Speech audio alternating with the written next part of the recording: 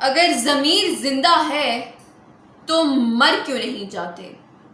لاہور کے منٹو پارک میں کہ جہاں قرارداد پاکستان منظور ہوئی، وہ جگہ کہ جہاں اس مملکت خداداد کی بنیاد پڑی، وہ جگہ کہ جہاں پر خواتین کے حقوق کے تحفظ کا عہد کیا گیا، وہاں ایک نہتی لڑکی کو سینکڑوں لوگوں نے پکڑ کر تشدد کا نشانہ بنایا۔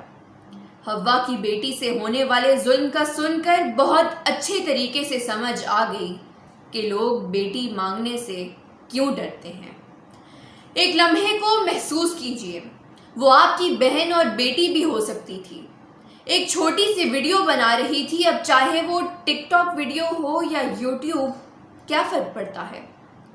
بدقسمت، بے بس اور لاچار حوا کی بیٹی ہار گئی اور انسانیت کے روپ میں درندوں کی حیوانیت جیت گئی۔